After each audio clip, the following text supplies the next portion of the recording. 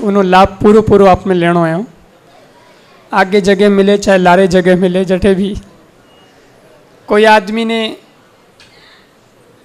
अगर हालांकि विज्ञान इस बात को संभव कर रहा है, आने वाले समय में हो भी जाएगा, लेकिन आज अगर अपने आँख्यारे थका, आँख्यारे सामी देखता थका, अगर कोई ऐसी सुविधा हो जाए, अमेरिका हो चाहे भारत हो, कोई भी आज सुविधा दे दे कि चंद्रमा तक आम आदमी जा सके है और वो रॉकेट जारी हो है, तो आप लोग भी कोई इच्छुक हो तो जा सको।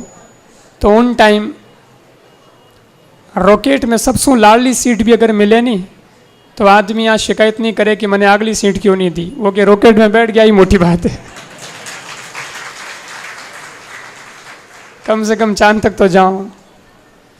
तो 1 घंटे का समय है आपके पास, जहाँ भी जगह मिले, लेकिन इसका लाभ लेना है, क्योंकि मैं जो बोल रही हूँ आपने आगे भी वही होनी जरूरी है, लारे भी वही होनी जरूरी है, उन्होंने पूरो पूरो आनंद लेना है।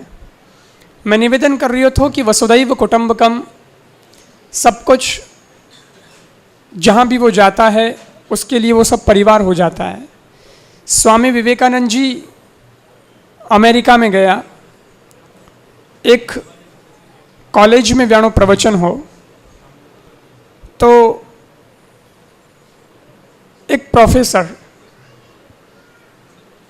व्यानो प्रवचन सुनियो, कॉलेज में वो पढ़ा, तो प्रवचन सुनन बहुत प्रभावित हुए। वेदांतरी चर्चा स्वामी विवेकानंद जी बहुत करता, उनमें वे प्रवचन करियो तो उन्हें सुनन बहुत बढ़िया लग्यो। जीवन की दिशा को बदलने का काम किया उन्होंने। तो वो इतने खुश हो गए कि लास्ट में स्वामी विवेकानंद जी मिलने वास्ते आया और सोचा कि स्वामी जी को क्या दूं मैं, कुछ अपने मन के कुछ बात, ऐसी कुछ चीज़ दूं ताकि वो मुझे भी याद रखेंगे और एक नाता बन जाएगा। तो घड़ी लेना आया और स्वामी जी ने कहो कि आप ये घड़ी मेरी तरफ से है और आप स्वीकार करें, ये मेरा प्रेम। तो स्वामी विवेकानंद जी घड़ी ली, उन्हें पहनी, लेकिन पहनने पाची खोल दी और पाची खोल पर आरवा ने कहो कि आप अपना हाथ आगे बढ़ाइए, और उनके हाथ की कलाई पे राखी वो घड़ी बांधी। और जब घड़ी बांधी तो प्रोफेसर ने कहा कि ये क्या किया आपने? स्वामी विवेकानंद जी ने कहा मैंने घड़ी पहन ली है, मैं घड़ी पहन रहा हूँ। बोले आप तो मुझे पहना रहे हैं, आपने कहाँ पहनी है? तो विवेकानंद जी ने कहा आज से मैं मेरे इस हाथ में नहीं, मैं मेरे इस हाथ में घड़ी पहनूंगा, ये भी मेरा ही हाथ है, तुम भी मेरे ही हो, मैं तुम्हारा हूँ। और उसके बाद तो वो अपनी नौकरी छोड़ करके संत भी बन गए थे, देश में बहुत प्रचार भी किया था। उनका नाम था स्वामी राम तीर्थ, बहुत अच्छे संत हुए। लेकिन मेरे कहने का भाव यह है कि विवेकानंद जी ने भारत के उस दर्शन को विदेश में फैलाया और वहाँ के लोगों को भी, अपने लोगों को भी अपनत्व सिखाया।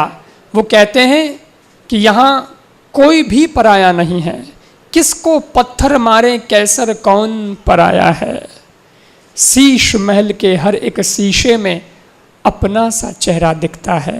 कांच के टुकड़े हो जाएंगे तो उसमें चेहरा जो भी दिखेगा वो अपना ही तो दिखेगा, हर टुकड़े में अपना चेहरा दिखता है।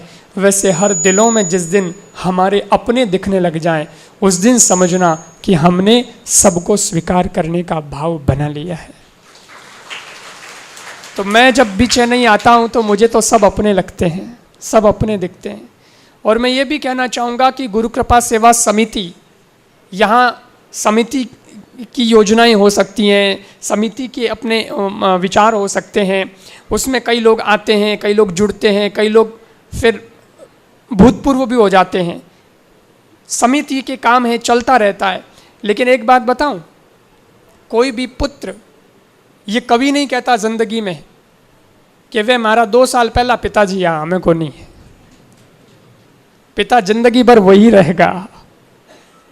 मेरा भगवान जिसके साथ मेरा कनेक्शन हुआ है जिंदगी भर के लिए मेरा वही रहेगा, वो आउट ऑफ डेटेड नहीं होता। यहाँ तक कि कोई आदमी अगर चला भी जाता है दुनिया से, तब भी वो ये तो जरूर कहेगा कि उनके साथ मेरा भाई वाला संबंध था, कि पिता पुत्र वाला संबंध था, क्योंकि वो संबंध कभी मरते नहीं हैं। समिति के मैं जो भाव बता रहा हूँ वो ये बता रहा हूँ कि परिस्थितियाँ हो सकती है, कभी आना जाना लगा रह सकता है, लेकिन फिर भी उनका गुरु बदला नहीं जा सकता, उनका भाव बदला नहीं जा सकता, सब अपने। तो इस भाव के साथ जुड़े रहना है। मूल से जो जुड़ा रहेगा, एक दिन उसी पेड़ के फूल लगेंगे और वो सुगंध फैला के रहेंगे।